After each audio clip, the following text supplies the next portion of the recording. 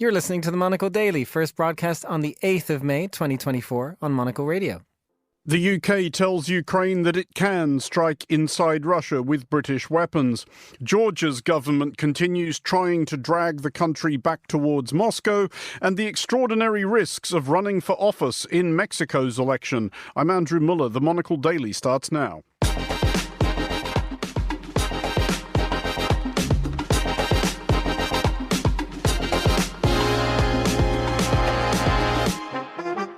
Hello and welcome to the Monocle Daily, coming to you from our studios here at Midori House in London. I'm Andrew Muller.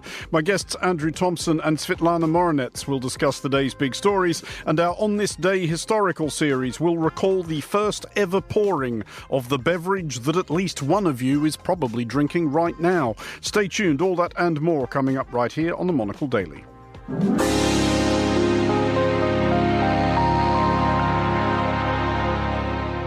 This is the Monocle Daily. I'm Andrew Muller, and I am joined today by Andrew Thompson, a journalist and political risk analyst specialising in Latin America, and by Svetlana Moronets, staff writer with The Spectator and editor of its Ukraine in Focus newsletter. Hello to you both. Hello. Andrew, first of all, we do like to ask our guests where they have been lately. It would have been brilliant for the underpinning of your credentials as a Latin America commentator if you were able to tell us that you have recently been anywhere near Latin America, but you haven't.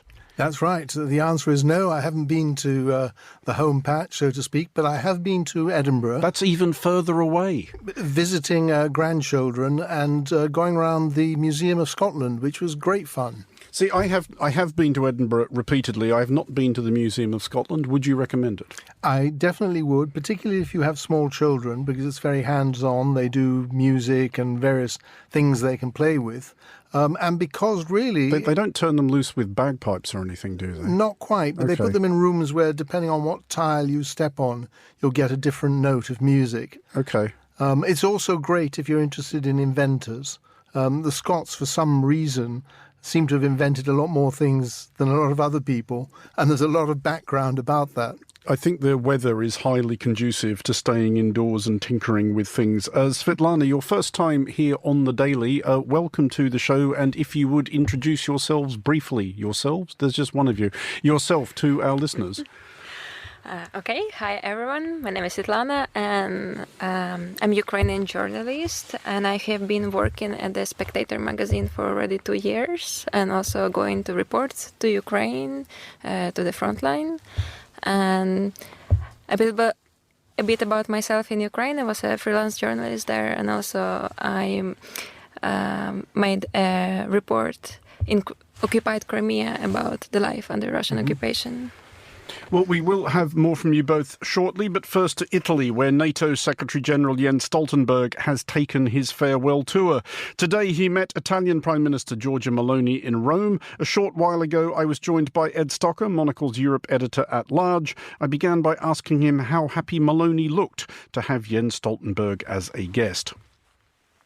Well, listen, Giorgia Meloni is always happy to play the stateswoman, if you like. Don't forget her first trip after becoming Prime Minister was to go and pay a visit to the EU and Ursula von der Leyen. And she's sort of done this since she's been in power. She sort of forged this sort of double-headed path, if you like, really, of what one might call more controversial at times policies at home. And this idea of trying to forge a path as this European stateswoman, which went against some things that people were suggesting about how she might be. She has, proven to be very pro-institutions, and that includes NATO and the EU bloc, even though there's obviously a suggestion that she was much more cynical of those institutions in the past. And really, this has been on both sides talked about as a sort of a way of catching up and forging a path towards what is a huge conference that will take place, a huge meeting of NATO in Washington in July, what will be the 75th anniversary of the group. Apparently, NATO was talking about discussing things like fairer burden sharing with Italy and, of course, the war in Ukraine. But also, Andrew, it's suggested that there are a few other things that perhaps they were talking about behind the scenes that they would have been less keen to publicise. Ed, you're right to point out that Meloni has, to some, been a pleasant surprise in her attitude to NATO and to the war in Ukraine since she became Prime Minister. That notwithstanding, what does NATO still want from Italy? What has been Stoltenberg's pitch? Well, exactly. And this is a thing that's being discussed by some Italian media, which is this sort of behind the scenes nitty gritty. Although this is sort of, as I mentioned before, being touted as this meeting ahead of July, and also, Stoltenberg, who is coming to the end of his tenure. The former Norwegian PM has been head of NATO since 2014. It's a decade. He's going to leave a huge gap, and there's still no certainty, although it could be Mark Rutte. There's no certainty about who will replace him. What NATO does want from Italy, and not just Italy, is them to step up in terms of military spending. This pledge of 2% of GDP to be spent on the military. Don't forget, people like Donald Trump have been harping on about this for a long time. And then, of course, there is the spectre of his return to the presidency in the US. Italy says, apparently, according to diplomats behind the scene, that they would like to be able to do that, but resources are extremely scarce. They're about half a percentage point in terms of GDP off that spending. And they've earmarked 2028 as the date by which they'd meet that. NATO is looking to push on the fact that it would like Italy and other nations to up that spending much sooner than the date that Italy is suggesting, Andrew. How hamstrung is she, even if this was something Meloni wanted to do, by the fact that she is governing in cahoots with Lega and Matteo Salvini, who has considerable form as an out-and-out Vladimir Putin fanboy? Well, Fratelli d'Italia has been accused of being quite favourable to Russia in the past, although Meloni very publicly has gone back on any suggestion of that and has been extremely supportive of Ukraine, including sending arms. But yes, you mentioned Matteo Salvini. Beyond the fact that Italy is short on those resources of which I mentioned, which makes it difficult, they say, for them to up their military spending. You do have Matteo Salvini, who is a thorn in the side, I think, of Giorgia Meloni when she is trying to prove herself to be more agreeable to the international community. Matteo Salvini goes and says something. There are, of course, ahead of the G7 meeting in Puglia in June, definite fractures in what is a ruling coalition that has never particularly been easy. Salvini, for example, reacted to what Macron has been saying. Macron of France has said that, if the Russians do penetrate Ukrainian lines, they would consider sending troops.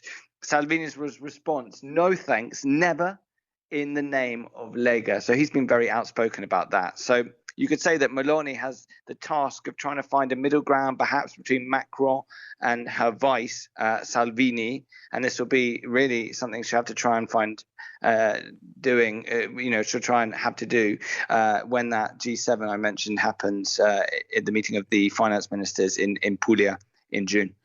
Ed, just finally, and on the subject of senior Italian politicians saying things, Guido Crosetto, the defence minister, who is, to be clear, not Lega, he is part of Meloni's own party, the Brothers of Italy, he has been casting public doubt on the efficacy of sanctions against Russia and has suggested that a diplomatic solution will be required to bring the war to an end, which is veering considerably from the orthodoxy. It is veering from the orthodoxy, but I also think at the same time you can read it on different levels, and I think there is a recognition and even from what Macron's been saying and other leaders that things aren't going Ukraine's way. There could be very serious implications for that in the coming weeks and months, and so it is veering from this sort of united front of supporting Ukraine totally.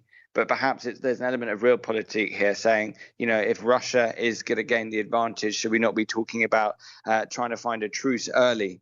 It must be added that although it may be seen in some circles, especially for Ukraine, that doesn't want to cede an inch of its ground, there was no suggestion from the minister that they would stop sending arms. So it needs to be taken with a pinch of salt, but of course, there is a suggestion from this that there are diverse opinions within the Italian government itself. Ed Stocker, thanks for joining us. You are listening to The Daily with me, Andrew Muller. Let's bring our panel back in now, Svitlana Moronets and Andrew Thompson. And it has been a common refrain among Ukrainians as they have sought to defend their country these last 2 years or so, that their Western allies are furnishing them with sufficient kit and moral support to survive, but not enough to actually defeat Russia. One recurring source of Western squeamishness has been the prospect of Ukraine using the weapons they have been given to strike targets inside Russia. The UK's Foreign Secretary, Lord Cameron, on his recent visit to Kyiv, said something closer to what Ukraine wished to hear, i.e. that it was up to Ukraine what it did with such equipment as the UK's Storm Shadow long-range missile. Svitlana, first of all, how big a source of frustration has this been for Ukraine, the conditions and strings attached to various weapons deliveries over the last couple of years? It's been very heavy, and sometimes there was a feeling that we are not allowed to protect, to defend ourselves, that Russia can attack us however it wants, but we have like certain limits and borders we shouldn't cross, and we are allowed to strike Russia in certain parts. For example, recently when the US said that they don't recommend us shelling oil refineries in Russia, everybody was like shocked. I mean, it's been the only effective weapon and effective strategy that Ukraine had so far, and to make war painful for Russia. And we were devastated because of that. So, Andrew, do we think this is a big development? Lord Cameron saying unequivocally that, look, we give Ukraine the kit, it's up to them what they do with it. I think it's a significant development. And I'm not convinced by the Russian answer or the Russian position that this is an escalation, because it seems to me that the Russians themselves are using Iranian-made drones and missiles to attack targets inside Ukraine, and that they shouldn't be inside Ukraine anyway, and that they've invaded back in 2022. I think it's a very defensible position to take by the West, and that the concern is, as Svitlana was saying, that not enough is being done, not that some weapons have been allowed to be used, but the concern is that more should be allowed. Svitlana, Andrew referred there to Russia's response, and again, this is becoming a familiar refrain that every time there is an escalation in what Ukraine is allowed to do, Russia responds sort of portentously, ominously, saying, well, as they did on this occasion, this is a very dangerous statement. Do we still need to take Russia's warnings of this sort at all seriously? Of course not. Russia started saying their nuclear threats 2 years ago when Ukraine received first artillery shells from the West. And it's been constantly for 2 years their, especially TV presenter, because Putin never said directly, like, I'm going to nuke London.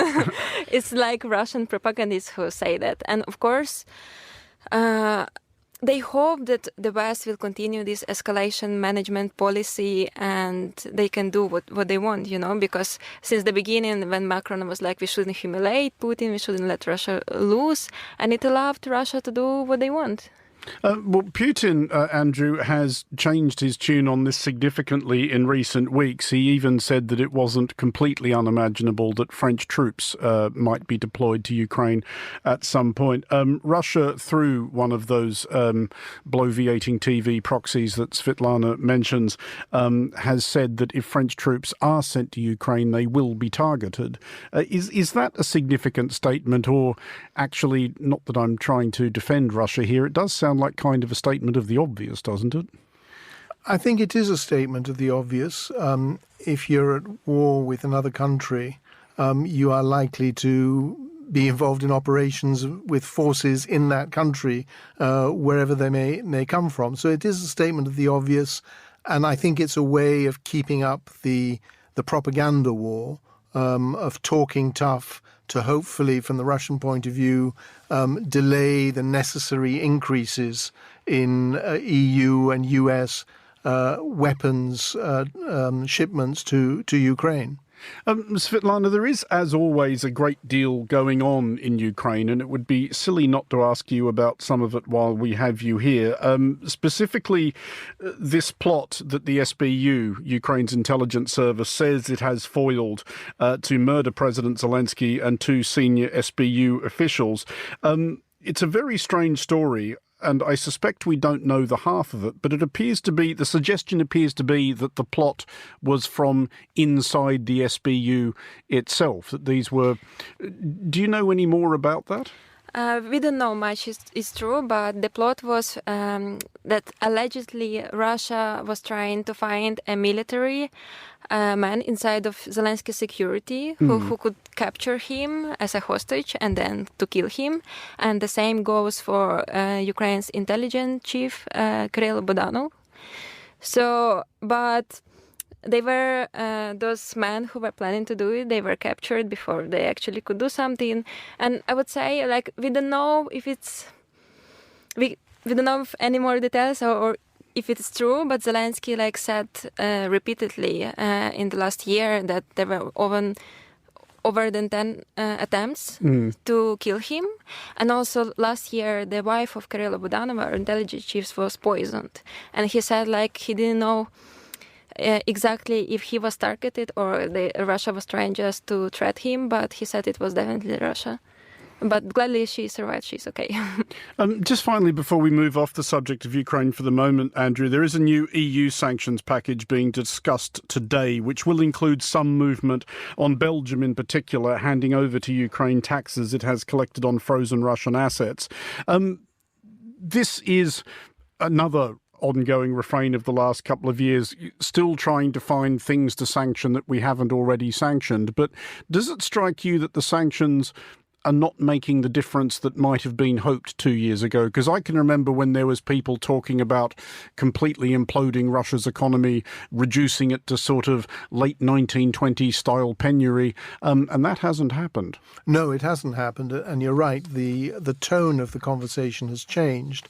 And we're now closer to a situation which I think affects sanctions worldwide, that it's very, very difficult to find an example where sanctions have been really, really effective in regime change or in significant policy changes.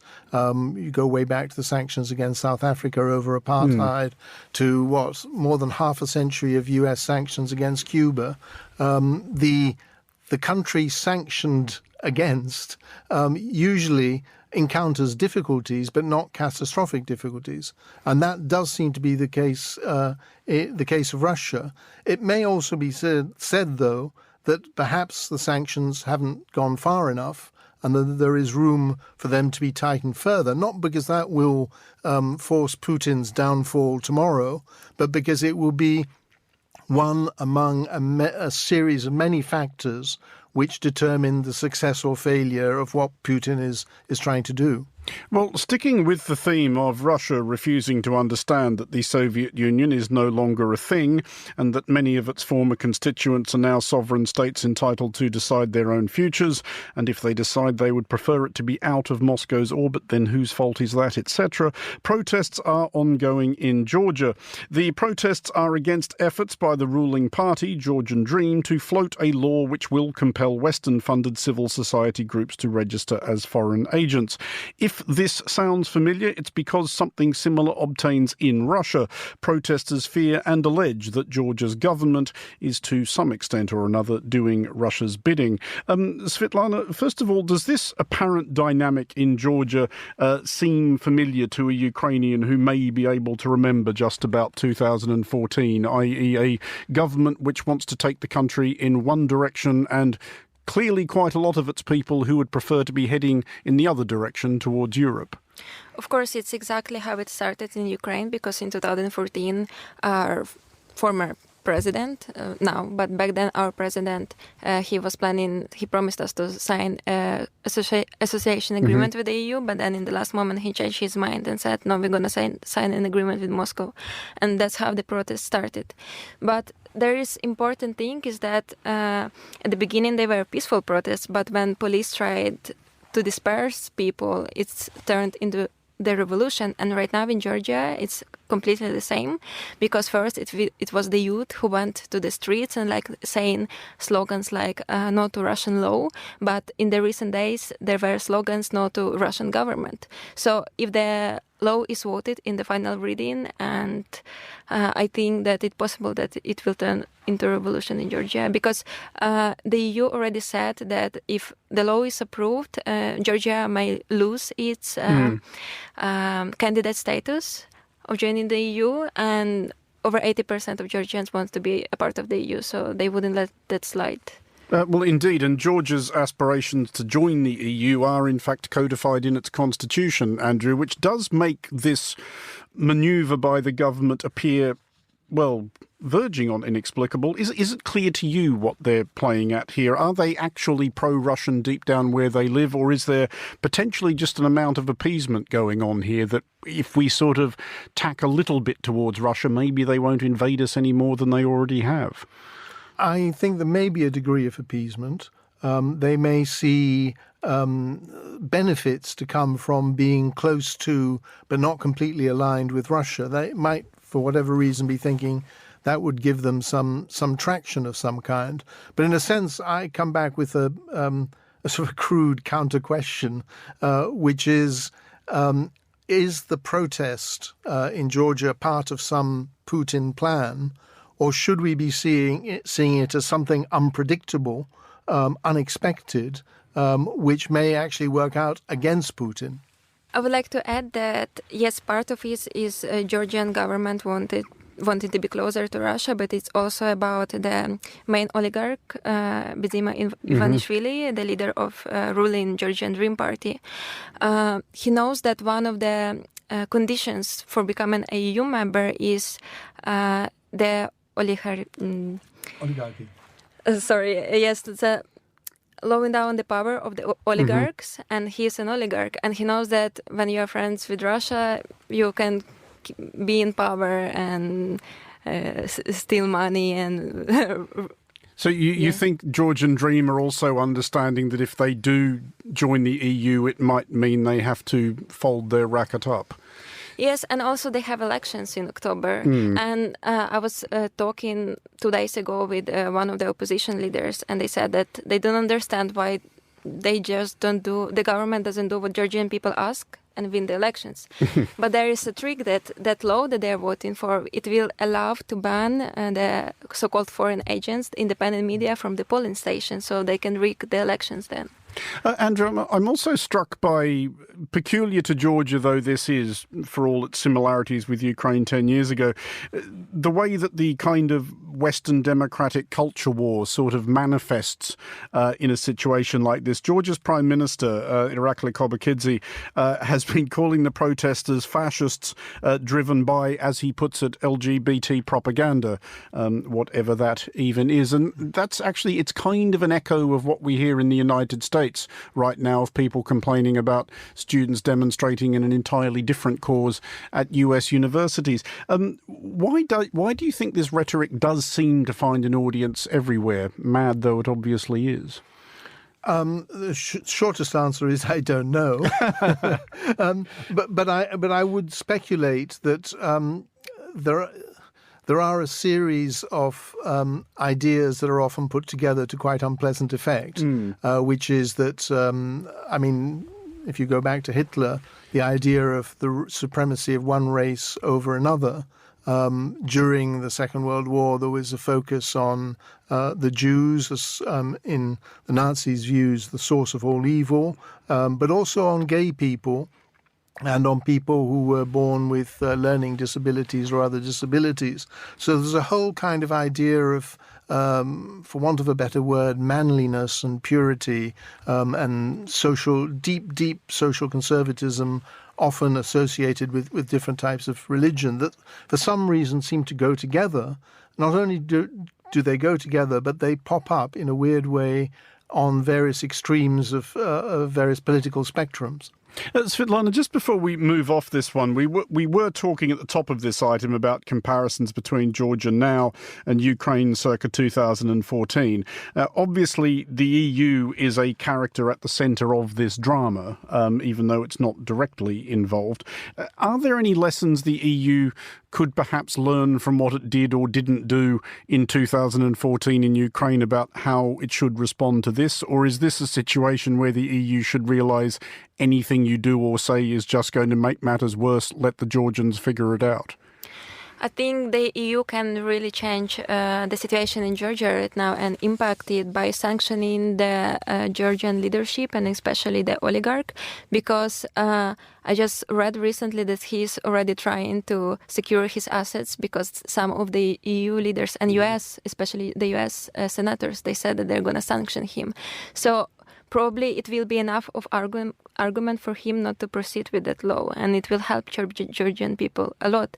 And also I heard that EU proposed to withdraw all the visa for Georgian people, but I think they shouldn't target the Georgian population, but target their politicians.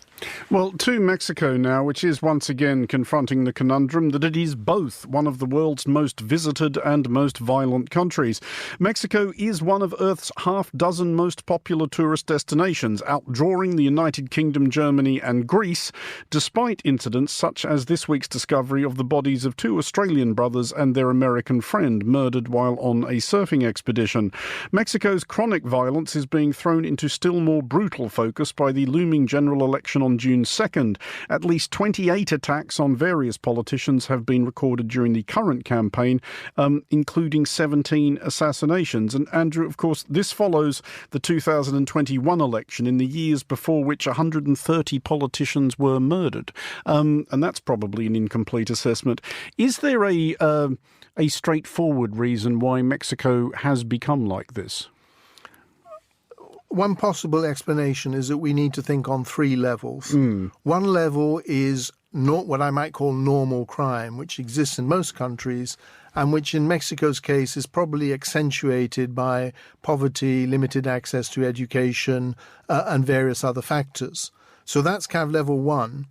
Level two is that this gets hypercharged by the drug wars. The fact that the country has these very powerful drug cartels which are exporting cocaine and fentanyl and various things to the United States, which is an almost unquenchable source of demand.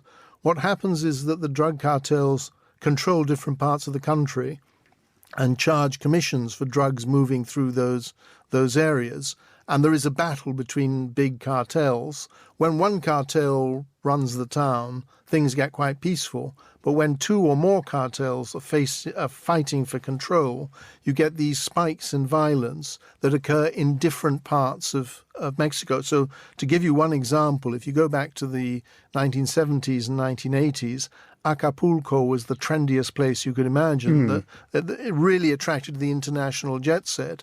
If you go to Acapulco now, take a bulletproof vest with you because it is destroyed as a city by rampant drug squads. And the final level, I was talking about three levels, is the political overlay. In Mexico, you have presidential terms that run for 6 years.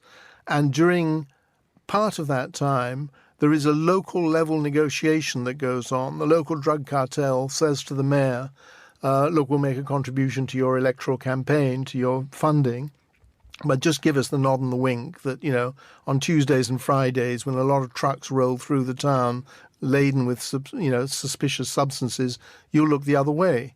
And for many mayors, this is the way that conversation goes is, do you want to be corrupt and collaborate with us, or do you want to be dead?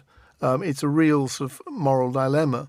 And what happens every time there are elections is that all those local alliances and corrupt agreements come up for review. And so sometimes there are a large number of mayors who've been assassinated. Sometimes they're killed because they didn't give the right undertaking to the local drug representative, to the local cartel representative. So they're just cold-heartedly just assassinated. Just to follow that up, though, are there fears in Mexico that, and not belittling the shocking violence already occurring, but this could reach a point at which Mexican democracy effectively becomes unworkable? Because it has to get to a point where, at a fundamental level, nobody's going to want to run for office. Yes, or those who do want to run for office, wanting to run for office for the wrong reasons. I think there's no question it's an underlying threat to Mexican democracy, although I suppose what I should also say is that the current Mexican government and some of its predecessors have been authoritarian in approach and have run a democracy which is, I suppose, like in most places, less than perfect. So it's a question of proportionality. How flawed will institutions become? And just finally, Svetlana, despite everything Andrew has outlined there, 40 million people still visit Mexico every year. And I realise as I ask it that this sounds like a strange question to ask a repeat visitor to the Donbass front lines, but would you be put off visiting Mexico by any of this? No. I thought that's something like what you might say. Could I just chip in, Andrew? One thing is that it all depends on district. So there are parts of Mexico which are incredibly peaceful and where you're safer than perhaps New York. And there are other parts which are really, really dangerous. So part of it is understanding which state is leaning in which direction. Well, Andrew Thompson and Svetlana Moronets, thank you both for joining us. Finally, on today's show, our On This Day historical series recalls the unlikely origins and very first pouring of the world's most popular soft drink.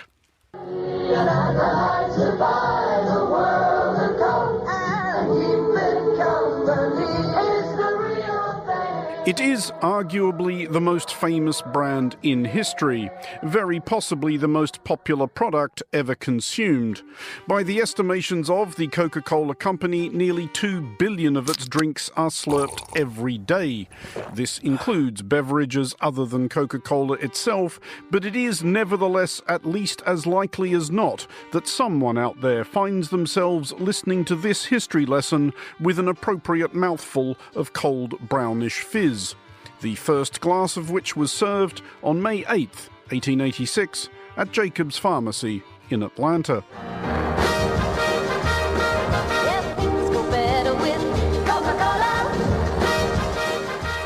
Everything that ever happens, significant or trivial, is of course a product of incalculable things, trivial and significant, which have already happened. There is really very little mileage in pondering the what-ifs. But it is nevertheless diverting to wonder what else we might have been drinking all these years had one Confederate cavalry officer not collected a cutlass in the guts in a battle which should not have been fought.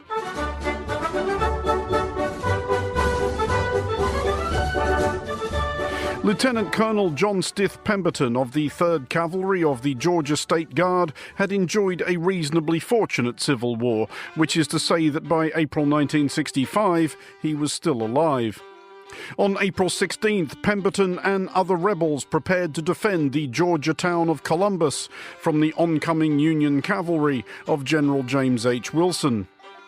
Neither side knew that the Civil War was effectively over.